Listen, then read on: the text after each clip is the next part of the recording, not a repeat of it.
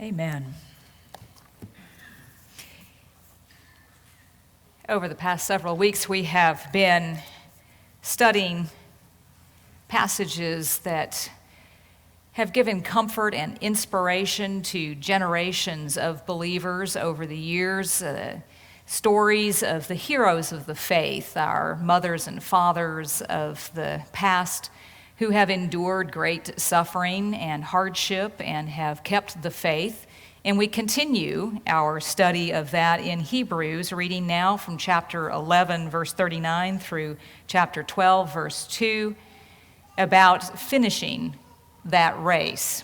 We read, "Yet all these," that is the heroes of the faith, "though they were commended for their faith, did not receive what was promised, since God had provided something better so that they would not, without us, be made perfect.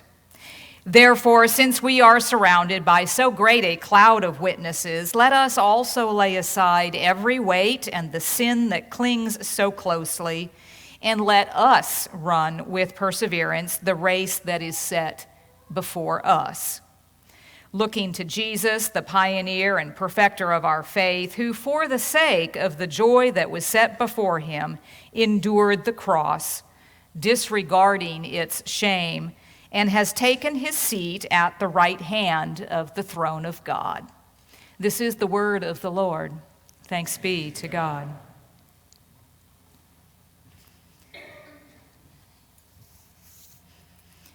Candy talked with the children about running races in our lives, and I will tell you that I have run exactly 2 races.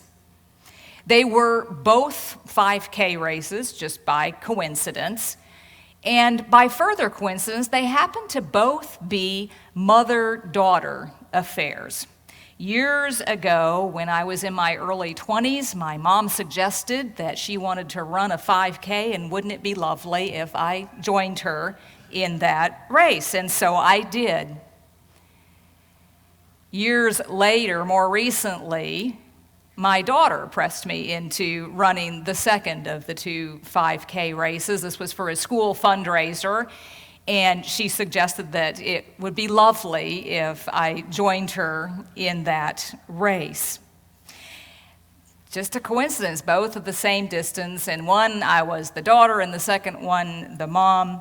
I've never had occasion, thank goodness, to have somebody ask me to run a marathon, but I am familiar with how long that would be and can extrapolate from the pain that I experienced after running the 5K races that it would be foolish for me to attempt to try that in the future. Now, based on the small sample, admittedly small sample of races that I have run in my life, I can say with some confidence that it is easier to run a 5K in your 20s than it is in your 50s. I gather that it would help at either age if you trained beforehand, which I chose not to in each instance. You know, the kind of lifting of weights and stretching of muscles and practicing and preparing. The kind of thing that gives you speed and strength and helps you to avoid injuries as well. No surprise to this crowd that the price I paid was greater in my 50s for failing to train than it was in my 20s. Our text for today, this small passage that we read from the letter to the Hebrews, talks about the Christian life, the life of discipleship, the life of faith that we are called to, and describes that Christian life as being like the running of a race. Clearly, the author of Hebrews was not talking about a sprint. The words that are used in this passage suggest, for example, when he talks about running the race with perseverance, that this is going to be a longish race, at least a 5K if not longer. And there's even the implication that some people do not get to see the earthly finish line, that they don't receive the prize in this life, which suggests that this is an endurance race, perhaps a marathon.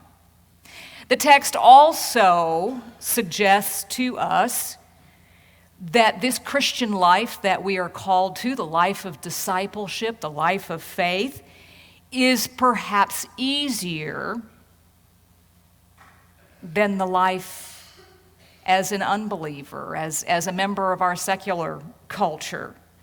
It might be like the difference between running the same 5K race as a 20-something and a 5K as a 50-something. Same race, just harder to do at one age. And everyone, whether you're a believer or not, is called to live this life with the same burdens, the same challenges. We get sick just as much as our unbelieving friends. We suffer the same kinds of setbacks, the same kinds of challenges in our families, the same kinds of physical ailments.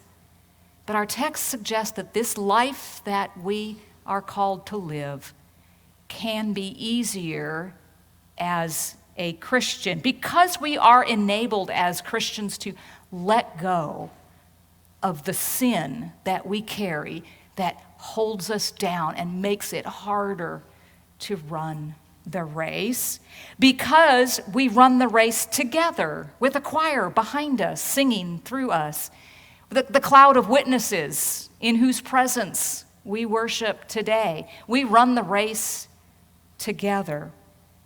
And we run this race with Jesus as our training partner and our coach, our model and our inspiration, the perfecter of our faith. And so we come to the text with these insights about running the race that is our Christian life.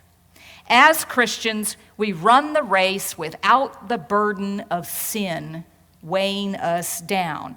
Still in the presence of sin, still bedeviled by sin, still having to overcome sin 20 times before we've washed our teeth in the morning. But it's not the same burden. We're not weighed down by the burden of that sin. Let us lay aside every weight and the sin that clings so closely. A number of years ago, there was a show on TV called The Biggest Loser. You might remember that one. The premise of the show was that people who were significantly overweight would be invited to come to this boot camp kind of affair where they'd get personal trainers and nutritional advice and encouraged to lose some of the weight that was weighing them down. And as the weeks went by and they lost the weight, they were challenged near the end to run a race, literally go out and run, wearing packs that represented the amount of weight that they had lost to that point. And it was a revealing time for them to go, wow, I was really carrying a lot of weight before. How much harder was that for me to do in just the living of my daily life? Well, if we were to use that premise with Jesus as the host, calling it the biggest sinner, Jesus would invite us to leave off our sin and take on his yoke, carry his pack, his yoke, which is lighter. I've shared with you before that I'm an adult convert. I can remember and articulate a before and an after.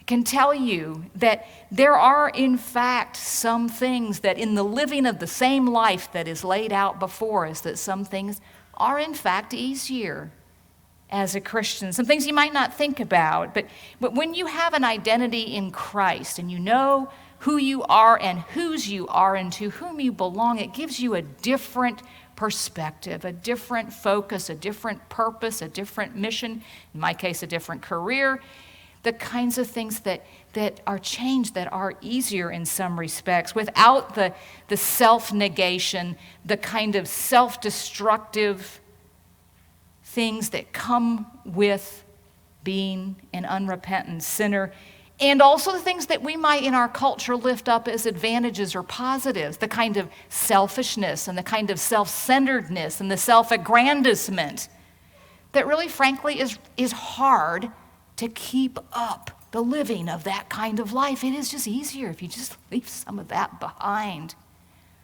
The pride is a heavy burden. The need to succeed is a heavy burden. So as Christians, we run the race without the burden of our sin weighing us down. As Christians, we also run the race together. Therefore, since we are surrounded by so great a cloud of witnesses, let us run.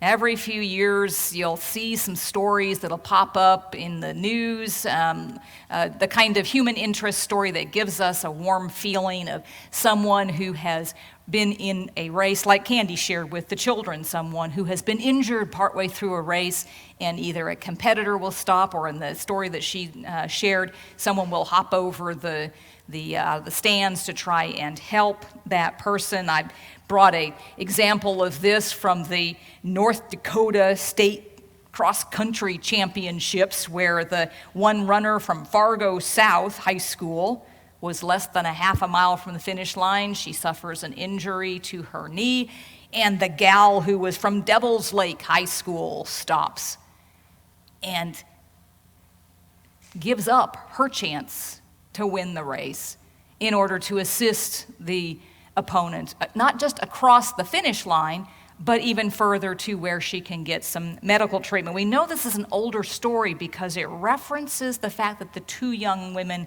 became friends on Facebook. And we all know, if we have children that age, that Facebook is tragically unhip. That's for moms and grandmas to share pictures of their grandchildren. But the sentiment of the story is still accurate and still resonates and still gives us the kind of inspiration. And there are people who do that. Well, that is what we are called as Christians to do for each other, is to run this race together.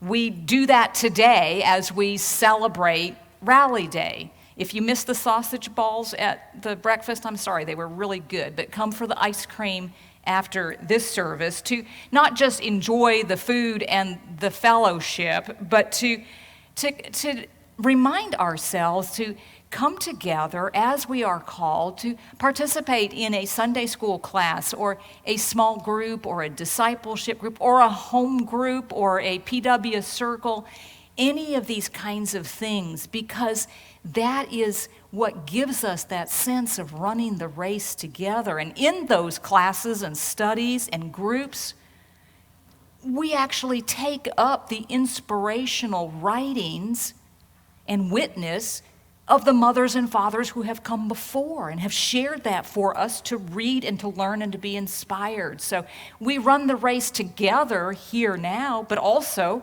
with the saints who have passed. That's what we're celebrating and encouraging today. If you're not involved in a Sunday school class or a small group or a circle or a discipleship group, I encourage you to do so, to run the race together, to study together for the accountability and the encouragement and the inspiration. So we are called as Christians to run the race without the weight of our sin, to run the race together, and as Christians, we can run this race, we can keep going in our faith, looking beyond the struggles and the difficulties of today to that joy that is to come, to the abundant life that Jesus promises in this life and the eternal life that is to come. Let us run with perseverance, looking to Jesus, the pioneer and perfecter of our faith. Jesus, who runs ahead of us, setting the pace and kind of showing us where the path is, so that when we are tempted to veer off and go into the spiritual dip, we can follow Jesus instead.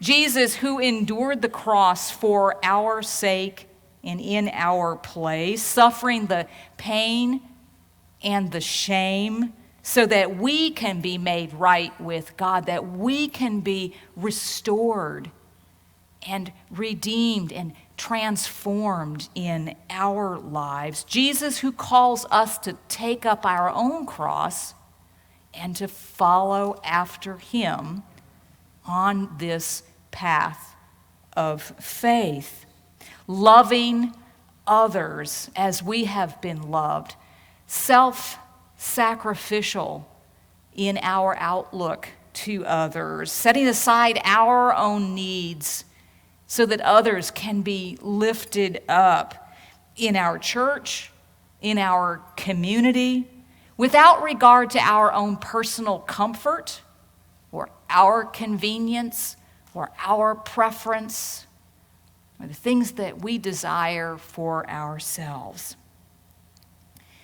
I've lived in Florida many years, raised my family here. It's lovely. There's one thing that's different, other than the fact that there's no mountains here, that are different than where I grew up in Washington State. Here, if I was to do this on the chancel or this, I might cause a schism in the church. That's where that word comes from, is the spiritual schism because of doing that. Not so where I grew up.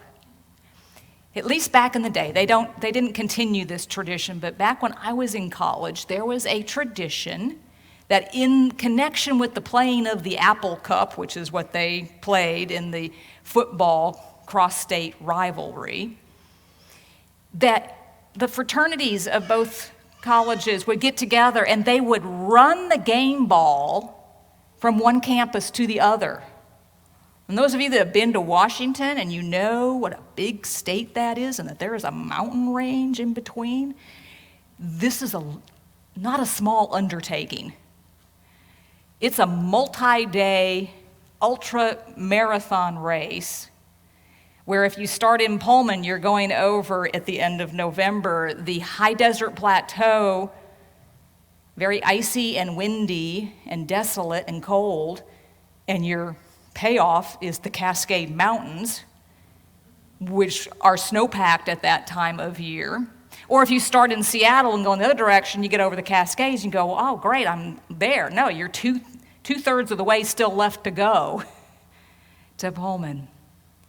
This is a tremendous race for people to do together, to get the game ball from one place to the other, not for the individual comfort or glory of the racers that are participating in. Each one of them runs as far as he can, hands the ball off to someone from his school, and at the midway point, one team handing it off to the other team so that together they can get the game ball to the other stadium, so that other people can enjoy and play the game that those individual racers may not even see if they still have finals to get back to before they are done for the semester.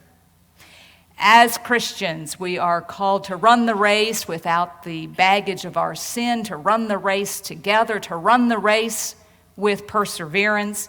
And as Christians, we run the race to which we are called.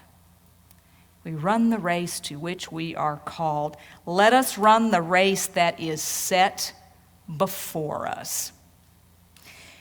Generations ago, pews might have been fuller, offering plates might have been overflowing.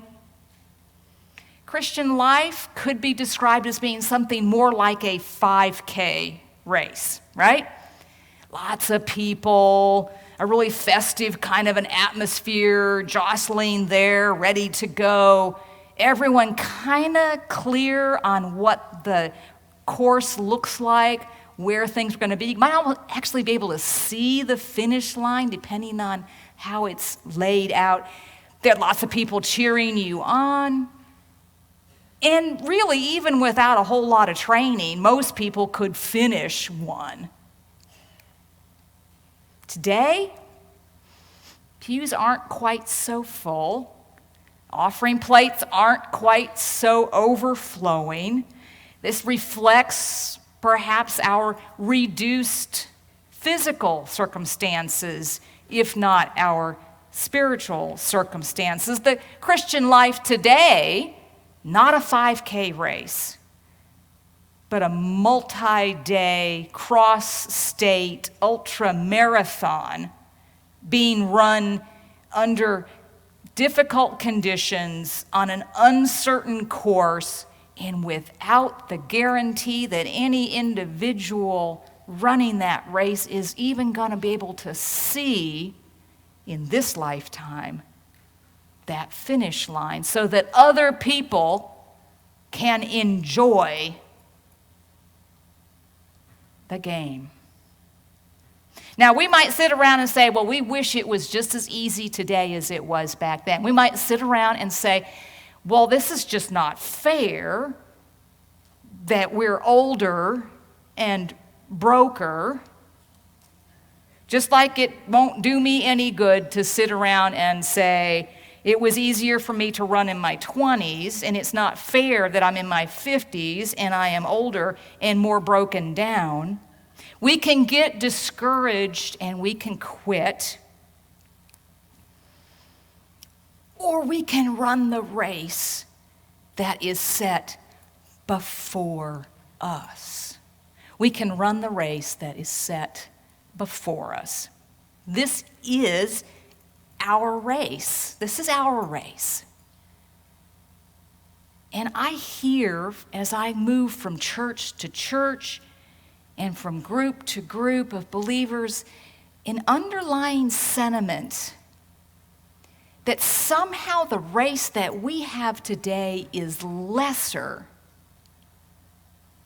because it doesn't have all those crowds and because it's more difficult.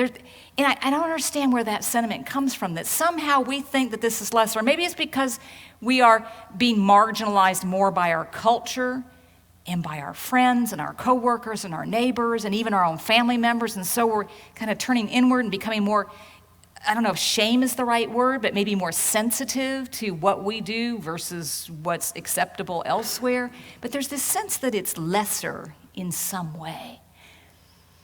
Nothing could be less true. Think about it. The race that is before us is more important for us to be fully engaged in. The significance of what we choose to do or not to do at this moment in time has tremendous significance for the generation of believers who are counting on us to run the race to which we have been called so that they can have their race to run, just like we received from the generation who came before us, who ran the race set before them. Our text for today challenges us to think in those terms. It challenges us to make a commitment to that future generation, a commitment to future generations of people that we may not know now, may never come to know, future generations who are counting on us to run the race set before us to make their future a reality. God's not done with us at Grace Covenant. God's not done with us here. Way in the back, God's not done with us at Grace Covenant. God will be faithful to provide for us all that we need for all that God is calling us to be and do. God never fails to equip those he calls. We have a race set before us. Let us run our race.